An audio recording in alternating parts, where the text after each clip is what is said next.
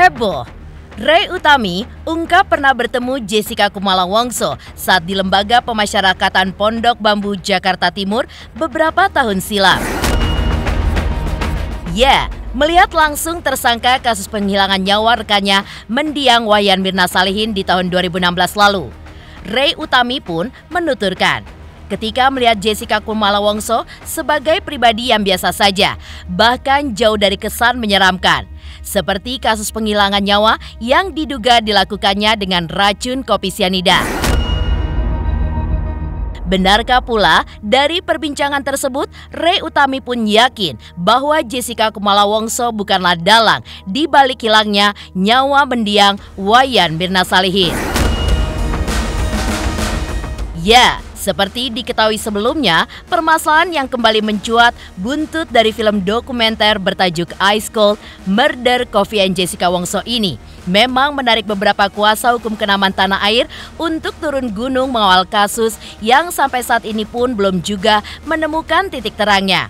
Beberapa kuasa hukum yang mengaku siap mengawal permasalahan ini jika diminta, diantaranya adalah pengacara mendiang Brigadir J. Kamarudin Simanjuntak dan juga Roni Talapesi. Benarkah sampai saat ini pun keduanya memiliki keyakinan bukanlah Jessica Kumala Wongso dalang dibalik hilangnya nyawa rekannya mendiang Wayan Mirna Salihin? Pemirsa, bersama Intens Investigasi, kami hadirkan kabar terkini, terpercaya, dan teraktual. Tetapi sebelumnya, jangan lupa untuk like, subscribe, dan juga share channel YouTube ini.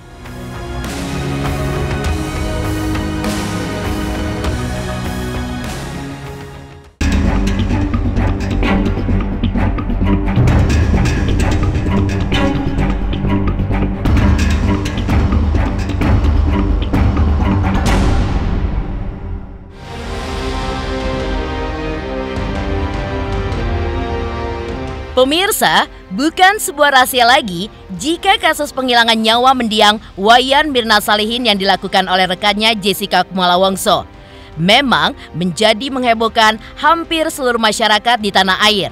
Tidak terkecuali bagi pihak-pihak yang dirasa bertanggung jawab dalam pengambilan keputusan didakwanya Jessica Kumala Wongso sebagai tersangka dalam hal ini. Ya, menimbulkan cukup banyak kehebohan karena banyak pihak yang masih yakin dan percaya jika tidak ada hal-hal yang mendukung didakwanya Jessica Kumala Wongso sebagai tersangka dan harus menerima hukuman penjara selama 20 tahun. Karena menurut mereka tidak ada bukti otopsi menyeluruh atau hal-hal yang membuktikan bahwa Jessica yang memasukkan racun kopi sianida dalam kopi yang diminum Mirna. Di tengah kehebohan permasalahan ini pun muncul selebriti yang juga salah satu orang terkaya di tanah air, yaitu Ray Utami. Ia pun mengungkapkan pernah bertemu dengan Jessica Kumala Wongso saat berada di Lembaga Pemasyarakatan Pondok Bambu di tahun 2017 silam. Pertemuan tersebut pun diakui Ray Utami terjadi saat ia mengikuti acara kajian keagamaan yang diselenggarakan bersama mendiang pemuka agama Anton Medan. Oh bukan, aku bukan pengen jenguk Jessica, tapi aku tahun 2017 itu pernah ikut almarhum Pak Anton Medan. Pernah ikut almarhum Pak Anton Medan dakwah ke lapas dan rutan gitu bersama suami. Waktu itu kan suami mualaf. Jadi Bang Pablo itu anak angkat ya gitu. Anak angkatnya almarhum Pak Anton Medan. Jadi kita di situ bertemu, di dalam itu bertemu dengan Jessica, ada Kak Angelina Sonda gitu. Jadi aku nggak jenguk. Tapi aku waktu itu aku ikut sama Pak Anton Medan berdakwah di lapas dan rutan. Jadi di dalam pada saat Pak Anton berdakwah ya kita bertemu dengan Jessica dan juga Kak Angelina Sonda di situ gitu. Ya, sempet ketemu, terus sempet ya kayak sapa senyum lah gitu, mungkin dia senyum, terus kita juga senyum, terus dia juga duduk deket samping-sampingan lah, deket, karena waktu itu kan lesehan ya, karena dakwah itu kan kayak karpet gitu, jadi kita duduk di bawah semua. Ya cuman melihat Pak Anton almarhum menguatkan Jessica kamu yang sabar gitu, yang ikhlas gitu. Karena yang ada di sini tuh pada saat itu masih rutan Pondok Bambu. Yang ada di sini tuh semuanya belum tentu bersalah gitu loh. Belum kan pada saat itu belum kalau nggak salah udah vonis atau belum, aku lupa ya. Istilahnya kan belum tentu semua bersalah.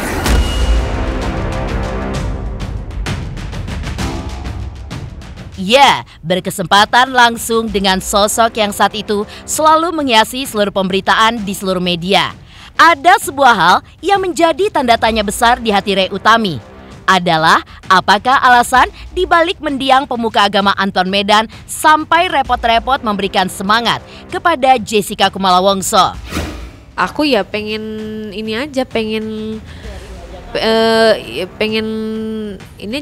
ngobrol gitu, pengen tahu aja, karena almarhum itu pada saat almarhum Pak Anton Medan pada saat 2017 itu ya dia menyemangati Jessica gitu lah. Jadi kan kita kita sesama manusia lah ya, istilahnya sebagai sesama manusia gitu harus berlaku baik lah kepada manusia yang lain gitu. Jadi kita harus yang sedang dapat ujian gitu ya, kita harus kuatkan. Semoga tabah, sabar gitu, dan Allah berikan jalan gitu.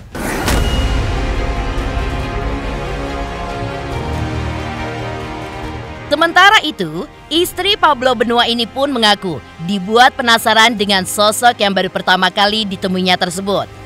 Ya, Rey Utami pun menceritakan di momen pertama kalinya ia bertemu dengan Jessica Kumala Wongso. Menurutnya, Jessica terlihat seperti pribadi wanita biasa pada umumnya, yang bahkan menurutnya sering melemparkan senyum dan seolah berusaha tegar dengan semua permasalahan yang dialaminya, meski sebenarnya di dalam hatinya pun hancur lebur. Setelah bertemu langsung dengan sosok Jessica Kumala Wongso, di momen inilah Rey Utami pun mengakui bahwasannya ia kembali berpikir apakah betul Jessica Kumala Wongso adalah dalang di balik penghilangan nyawa Wayan Mirna Salihin yang dilakukan dengan racun kopi sianida. Karena aku tuh ketemu kan cuma sekali, dan itu kayak pengajian ya, dan banyak orang. Jadi dia yang kesan pertama yang aku dapat ya dia murah senyum gitu, terlihat tegar lah, karena kan menurut aku nggak ada nggak mungkin kalau misalnya dia lagi down sampai ikut pengajian. Kesan pertama aku melihat ya, karena aku sebagai orang awam ya, kalau orang awam sih melihatnya tidak ada yang janggal gitu, kayak orang biasa aja, kayak normal seperti itu. Makanya aku sempat bertanya-tanya, masa sih dia terduga pelakunya gitu kan, masa sih yang bener sih, soalnya kayaknya masih muda gitu kan, terus kayaknya nggak ada yang aneh gitu. Tapi balik lagi kan aku tidak mengetahui dan tidak mengalami sendiri kejadian peristiwa tersebut begitu. Jadi istilahnya hanya Tuhan yang tahu, wallahu alam ya gitu ya. Cuma kalau sebagai orang yang kesan pertama melihat ya, kita cuman kayak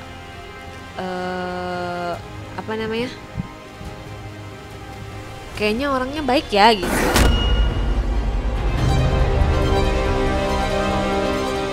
Setali tiga uang dengan Rey Utami, beberapa kuasa hukum kenamaan tanah air seperti Kamarudin Simanjuntak dan Roni Talapesi telah menyatakan kesiapannya untuk membantu Jessica. Benarkah sampai saat ini keduanya pun memiliki keyakinan bahwa bukanlah Jessica Kumala Wongso dalang dibalik hilangnya nyawa mendiang Mirna? Pemirsa Intens Investigasi, jangan lupa untuk like, subscribe, dan juga share channel YouTube ini.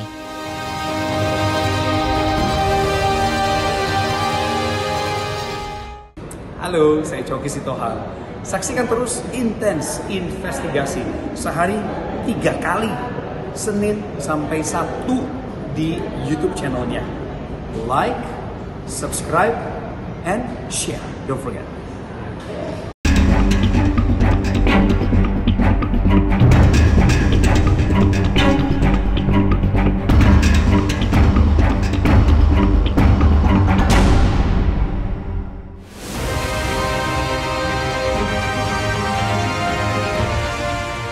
Setali tiga uang dengan Ray Utami, seperti diketahui, beberapa kuasa hukum Kenaman Tanah Air pun sudah mengungkapkan keinginan mereka untuk turun gunung dan siap jika diminta untuk mengawal permasalahan ini ke hadapan publik.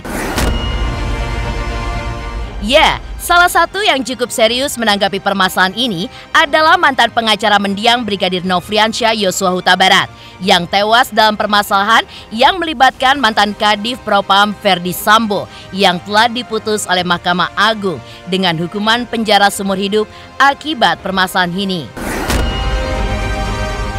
Lantas, apakah sebenarnya yang membuat keyakinan Kamarudin Simanjuntak bahwa bukanlah Jessica Kumala Wongso dalang dari permasalahan ini? Kalau saya melihat mall itu, ada penyebab yang saya punya firasat ini. Ada penyebab lain yang menyebabkan dia mati. Apa? Di situ ada tikus-tikus. Tikus-tikus itu ada di atap-atap itu. Dia bebas kemana-mana. Dan tikus itu diracun oleh security-nya itu. Bukan tidak mungkin tikus itu hinggap di dapur. Kena ke entah ke gula, entah ke apa namanya, dan dipasang kembali atau ke gelas, kita nggak tahu. Disitulah ketidakcermatan daripada hakim maupun jaksa itu. Karena saya melihat sendiri di situ, di Mall of Indonesia itu, apa? Di Plaza Indonesia itu, tikus-tikus itu ini pada meloncat gitu. Saya tanya, ini tikus bagaimana nih? Ini Pak, banyak di sini, kata apa namanya petugas restorannya itu. Loh, enggak diracun gitu. Kemarin Pak udah diracun katanya, masih ada lagi. Karena situ kan kayu-kayu, model-modelnya itu kan gitu. Nah, bukan tidak mungkin dari situ. Tapi yang jelas penyebab kematian Jessica itu, kenapa dia tidak diotopsi? Untuk memastikan seseorang itu meninggal atau tidaknya adalah otopsi. Itu kalau penyebabnya adalah karena kematian diracun atau kematian karena apa namanya unsur lain gitu.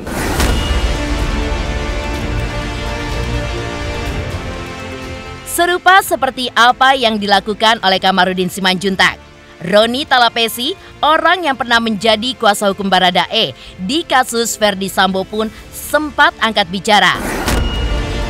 Roni menyatakan kesiapannya berjuang mendapatkan keadilan bagi Jessica, di mana ia pun menyoroti soal otopsi jasad mendiang Mirna yang beredar luas. Jika tidak dilakukan otopsi secara menyeluruh, yang menurutnya hal tersebut adalah cacat secara hukum. Prinsipnya adalah saya kalau memang dimintakan bantuan, saya siap. Ada beberapa poin yang saya melihat bahwa poin yang paling menjadi poin penting atau krusial adalah terkait dengan tidak adanya otopsi. Dan menurut saya, ketika dalam suatu peristiwa pidana, pembunuhan, kemudian tidak ada otopsi, menurut saya perkara itu merupakan perkara yang cacat secara hukum. Kenapa? Karena kalau tidak dilakukan otopsi, maka perkara tersebut tidak bisa dibuktikan penyebab kematiannya. Nah, memang terjadi perdebatan antara para ahli, ada yang menyebutkan bahwa sudah mengambil sampel di lambung dari almarhum Mirna, tetapi ada ahli juga yang menyampaikan bahwa tidak ada otopsi. Tetapi sebagai saya selaku praktisi hukum, tentunya acuan saya adalah terhadap otopsi tersebut. Sebenarnya ini kan kalau otopsi ini kan memang memeriksa penyebab kematian dan memeriksa organ-organ yang ada di dalam tubuh si korban ya. Dan itu kan pemeriksaannya secara detail. Dan dari hasil tersebut kemudian bisa disimpulkan bahwa penyebab kematian dari si korban ini apa, dan itu melalui tahapan yang menurut saya tahapan yang dilakukan oleh seorang dokter forensik ya, dan itu sangat penting gitu loh. Untuk suatu perkara pidana harus dilakukan otopsi, dan kalau tidak dilakukan otopsi menurut saya tidak ada perkara ya, no otopsi no crime gitu loh. Ya, otopsi, Pak Musyafak bilang anak lo ini sehat, Ed. Kita lihat lambung dulu karena lo bilang kan minum kopi. Kita buka, nggak tahu udah ketemu tuh cyanida di lambung Mirna, sampai luka-luka begitu, korosi, berat lagi. Ya matilah orang, cyanida lo. Jadi tidak terus dijalankan karena Pak Musyafak itu bilang sama saya, Ed maaf ya, kalau ini nggak ketemu nih di perutnya, kepaksa lu gue mesti bedah semua sampai ke otak. Karena kita mau tahu dia kena serangan stroke atau apa kali. Nah, itu yang terjadi. Iya, karena udah 2 hari di embalming dan sifatnya cyanida itu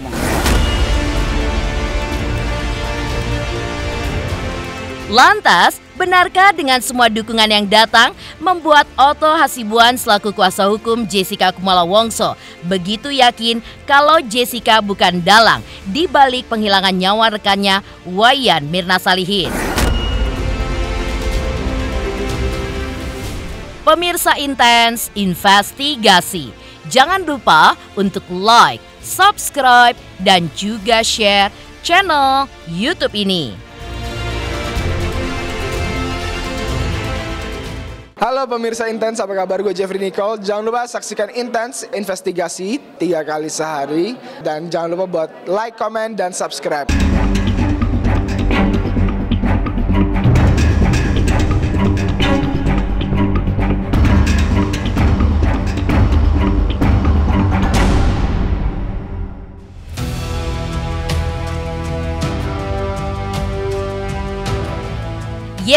Dimensionnya beberapa nama pengacara kondang dalam permasalahan ini sepertinya membuat rasa penasaran publik pun semakin besar. Terlebih lagi Otto Hasibuan selaku kuasa hukum Jessica Kumala Wongso yang mengaku mendapatkan banyak dukungan dari kuasa hukum lainnya. Lantas apa sebenarnya yang terjadi dalam kasus penghilangan nyawa Mirna Salihin ini? Apakah benar dilakukan oleh Jessica Kumala Wongso ataukah sengaja menetapkan Jessica Kumala Wongso sebagai tersangka untuk menutupi dalang sebenarnya dari permasalahan tersebut? Seluruh rakyat Indonesia yang mau bantu saya terima kasih. Ya, mohon dukungan, mohon doanya.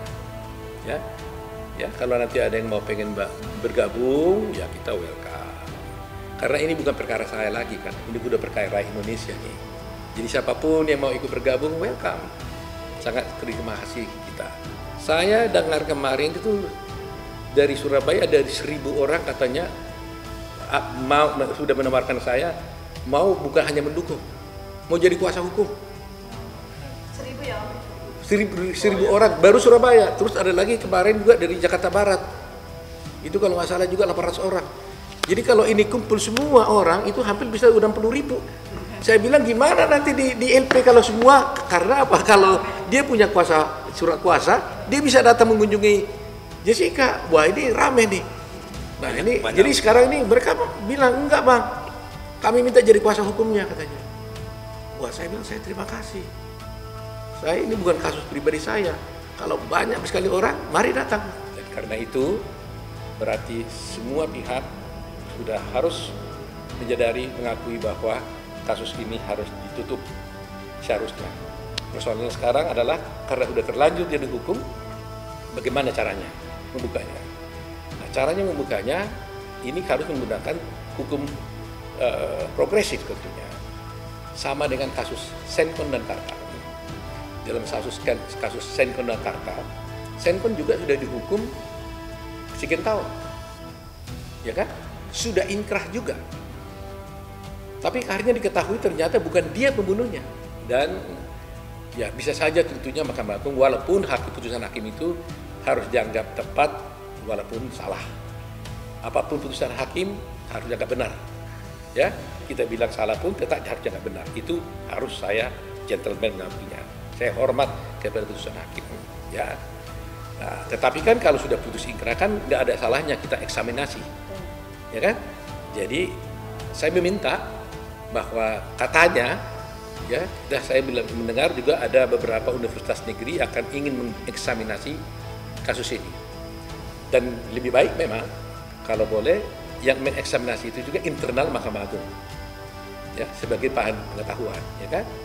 Nah, kalau mereka eksaminasi, tentunya sebagai lembaga yang ingin menegakkan keadilan, mereka kan bisa berpikir mengambil cara bagaimana caranya. Kalau sungguh-sungguh mereka meyakini, mengetahui bahwa Jessica tidak bersalah, tidak mungkin dong dibiarkan begitu. Hanya demi supaya hukumnya pasti, nggak boleh lagi dibuka, nggak boleh begitu. Harus hukumnya progresif, harus mencari kebenaran dan keadilan.